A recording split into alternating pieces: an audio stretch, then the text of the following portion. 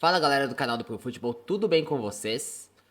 Eu sou Henrique Bulli, fazia bastante tempo que eu não aparecia por aqui, mas falta uma semana para o draft. E esse vídeo vai sair no dia 17, na quinta-feira. E embora a gente esteja num momento bastante diferente no Pro Futebol, eu achei que seria legal se eu fizesse alguns videozinhos antes e depois do draft também, de fazer bastante isso. Vamos ter algumas lives, tem uma terça-feira que vai ser incrível com o Alex, o psicólogo FA, mas precisava ser alguma coisa no canal, vamos ser sinceros. E aí eu montei esse vídeo de hoje, que são 5 jogadores que eu acho que ele tem um lugar específico pra brilhar, que é o famoso fit perfeito no draft da NFL. Também comigo, mas antes de começar esse vídeo, vou falar um pouquinho sobre o momento do Pro Football pra vocês.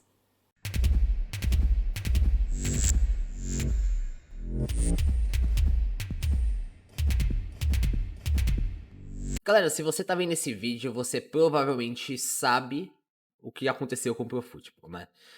O Pro Football não tá abandonado, o Pro Football não acabou de modo algum. Nós entramos, por opção nossa, em um hiato.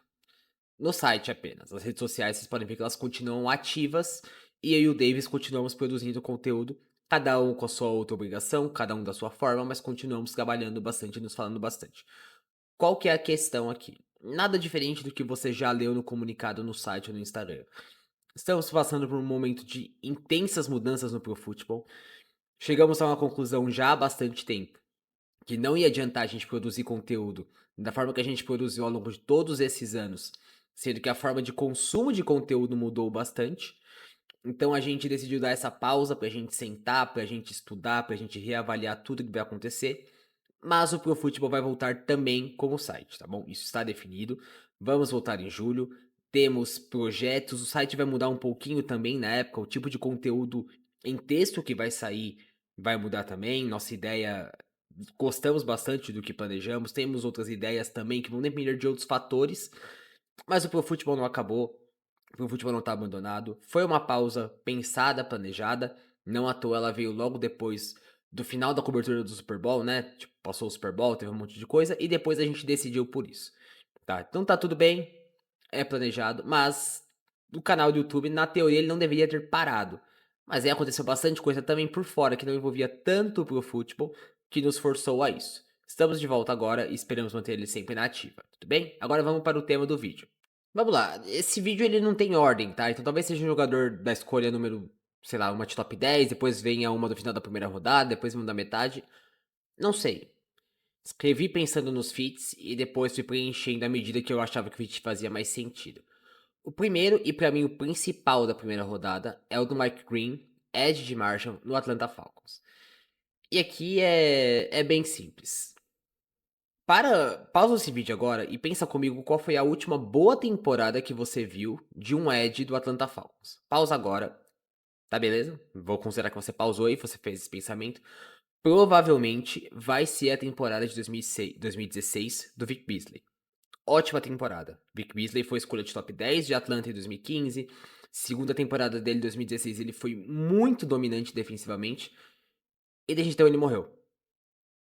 Não figuramente, mas morreu basicamente em produção, tal qual toda a defesa dos Falcons. Eu trabalho com a NFL há bastante tempo. Eu acompanho a NFL há mais tempo ainda. E eu nunca vi uma defesa realmente boa e consistente de Atlanta. Esse time é alérgico a ter boas defesas. E aí é mais que óbvio que eles vão de defesa na primeira rodada, provavelmente na segunda, provavelmente na terceira. Atlanta tinha 45 entrevistas disponíveis no Combine, gastou as 45 em jogadores de defesa. Então assim, Atlanta reconhece a necessidade. O Raheem Morris, que é o treinador, embora ele também tenha uma parte ofensiva no seu background, ele era o coordenador defensivo do Los Angeles Rams quando assumiu o posto. Então, o time sabe que precisa de reforço nessa parte. E aí eu acho que o Mike Green ele casa muito bem com isso. Ele é um jogador com boas ferramentas físicas, tem sim seus problemas, acho que de técnica principalmente a gente pode falar sobre isso, mas ele chega com uma coisa importantíssima: produção. Mike Green teve 17 sacks na temporada de 2024, liderou a FBS nesse quesito. É um jogador que explode muito bem após o snap, tem boa aceleração na minha visão. Faltou um pouquinho mais de produção dele, principalmente jogando contra o Ohio State. Eu tava muito animado vendo ele, e aí o Deivan falou pra mim, assiste ele contra o Ohio State, e realmente não é a coisa mais animadora. Ohio State, claro, é um bom comparativo, porque é uma universidade cheia de bons jogadores. Mas eu confio que o Mike Green ele pode se tornar um edge consistente na NFL. E ele não precisa ser uma super estrela para isso. O que o Atlanta Falcons precisa é de caras que consigam ser explosivos, caras que tenham essa produção e que consigam chegar no quarterback com frequência. Que são coisas que eu acho que o Mike Green ele tem muito bem no jogo dele. Acho importante notar o seguinte: tem edges melhores, tem questões extra-campo com relação ao Mike Green, as quais ele nega, tá? Isso pode também afetar um pouquinho o estoque dele, mas não parece estar afetando e não é o meu papel estar aqui julgando essas questões, então acho que cai muito bem com o time. O time precisa urgentemente de 3 edges, precisa urgentemente de melhorar a linha defensiva. Acho que o último bom jogador de verdade que eu vi nessa linha foi o Grady Jarrett, que era por dentro. Então, edge nos Falcons é a prioridade. Acho que o Mike Green é uma boa escolha pra lá. E os últimos mocks que eu fiz pessoalmente, todos colocaram essa escolha lá. Escolha número 2, Colson Loveland no Indianapolis Colts. Se você me perguntar se eu prefiro Loveland ou Tyler Warren, eu provavelmente vou preferir o Warren, mas é muito mais por comodidade, talvez, da classe. Eu acho que eu gosto um pouquinho mais dele. Acho que ele sai um pouquinho antes dos Colts também. Mas, assim, nenhum problema com quem acha o Loveland melhor. Nenhum mesmo. Ele casa muito bem com o que o Indianapolis Colts precisa e ele casa muito bem com o que o Indianapolis Colts não precisa. Se você acompanha a posição de tight end do Indianapolis Colts, você tá cansado de ver esses caras que são muito atléticos e aí o time confia que pode desenvolver ele e não desenvolve, e o time continua tendo dificuldade. E aí pega outro e confia que pode desenvolver ele e não desenvolve, enfim. Essas coisas do Indianapolis Colts são cansativas. Esse time precisa de produção e segurança na posição de tight end. E aí eu acho que o Loveland casa muito bem com isso, tá? Já virou, sim, entra num contexto de tight ends de Michigan que é muito importante de falar. Se você assiste Michigan, você vê que não é um time que tem todo esse foco em colocar um monte de produção ofensiva e aí passar a bola 1 milhão de vezes. Ele também não é isso, mas ele é muitíssimo seguro nas rotas. Muito seguro com a bola nas mãos. Mais de 1.200 jardas e 9 touchdowns nas últimas 2 temporadas. E ele seria a válvula de segurança perfeita para o Anthony Richardson, na minha visão. Eu estou confiando que o Anthony Richardson vai ser o quarterback titular, porque eu quero acreditar do fundo do meu coração que ele é capaz de ganhar do Daniel Jones numa disputa de quarterbacks. Ele precisa de alvos mais seguros. Alvos que sejam mais seguros também nas bolas 50-50. Eu acho que o Loveland casa muito bem com isso. Acho que ele vai ser um grande jogador da NFL. Essa é uma classe de tight ends muito bem profunda. Muito bem profunda não ficou legal, mas enfim. Uma classe muito profunda, mas que tem no Warren e no Loveland 2 jogadores também acima da média. Eu acredito que ele cai muito bem de Indianapolis Colts e acho que pra mim também é um fit perfeito. A escolha número 3 desse vídeo talvez seja mais óbvia, sem graça talvez, se você quiser achar que é. Mas é o Mason Graham para o Jacksonville Jaguars. E aí é bem simples. Se você viu o Jaguars no ano passado, você consegue entender sem eu precisar listar todo e qualquer motivo. O Jaguars tem 1 milhão de problemas. Tinha 1 milhão de problemas, gastaram bastante dinheiro até na free agency, é bem verdade. Mas eu acho que esse time ainda precisa de um cara que seja um bom pass rusher pelo meio. E principalmente, o Mason Graham ele é muito, muito, muito bom defendendo o jogo terrestre. Assim, muito bom mesmo. É, aliás, já falei isso pro Davis, pro Kurt, pros meus amigos, então eu falo isso aqui no vídeo também. Nessa classe, pra mim, é o melhor jogador que tem, tá? É o meu jogador favorito. Acho que não fica devendo em absolutamente nada, em nenhum quesito do jogo. Se ele chegar no Jacksonville Jaguars, o trabalho dele pressionando pelo meio vai facilitar muito a equipe, que praticamente não conseguiu fazer isso no ano passado. E aí vai facilitar bastante a situação. Primeiro do Hines Allen, segundo do Trayvon Walker. E a linha defensiva fica mais assustadora como resultado de tudo isso. É claro que os Jaguars têm muito mais coisa para resolver, mas eu acho que a combinação de um talento de elite com necessidade, se você precisar se mexer, ela, sim, é óbvia, é chata, mas é boa.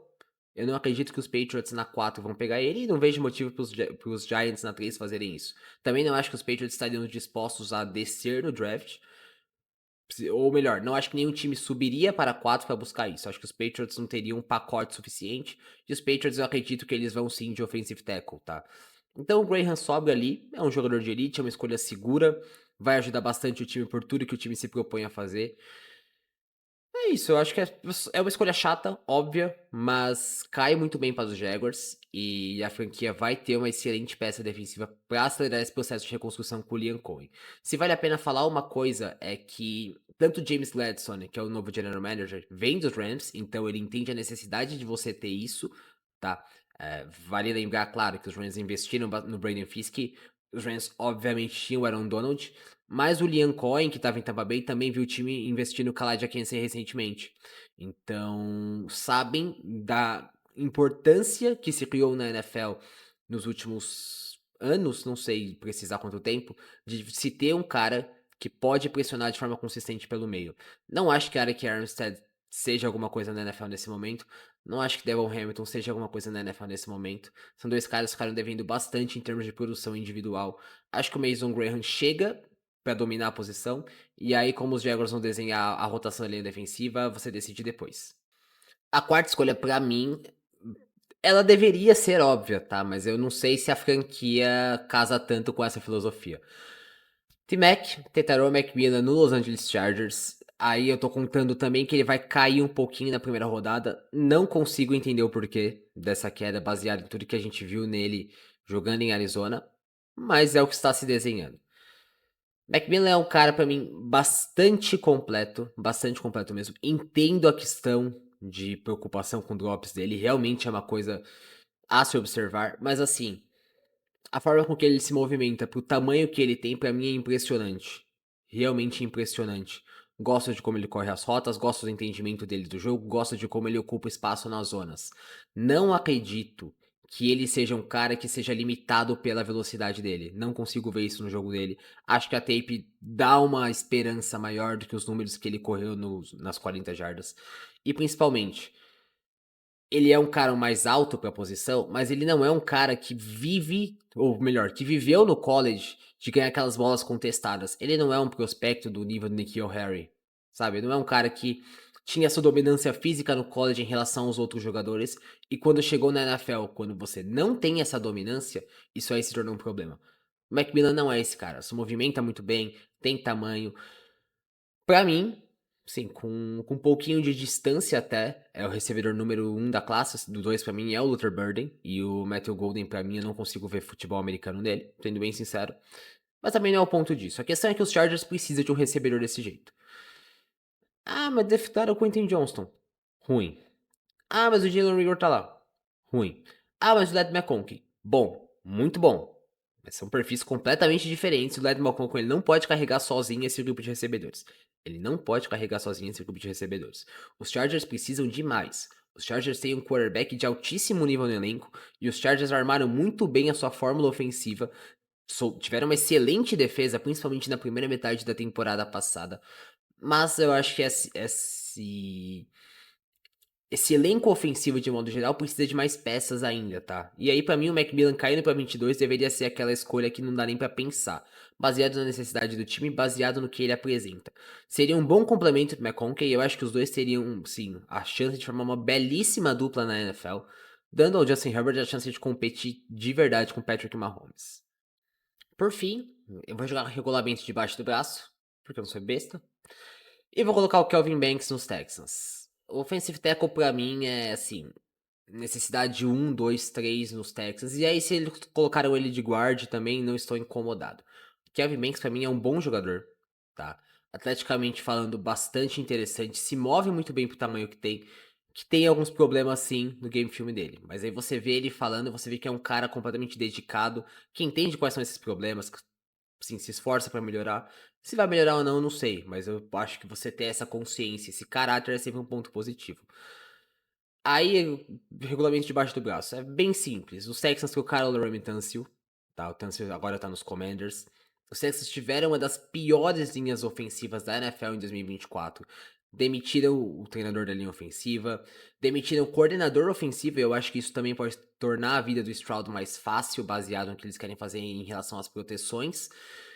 Acho que você colocar um jogador de linha ofensiva nos Texans é bem seguro, de certa forma. O Kelvin Banks é um jogador que eu espero que esteja ali naquela faixa.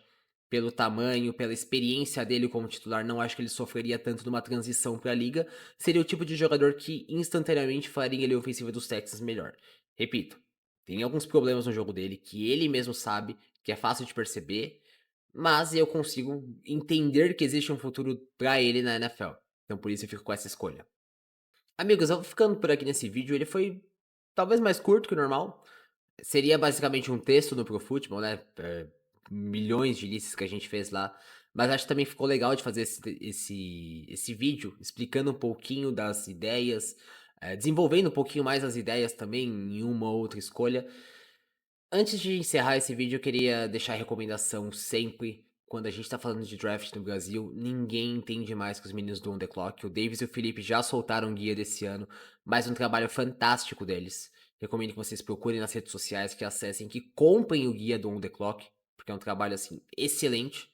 E ajuda muito o jornalismo independente, a cobertura de NFL, de draft no Brasil. Toda compra é sempre muito bem-vinda, tal qual o guia do Pro Football. Então deixa essa recomendação se você quiser saber mais sobre os jogadores. Se quando o seu time draftar alguém você não fizer a menor ideia de quem é, você pode conferir lá no guia, que muito provavelmente o cara vai estar lá.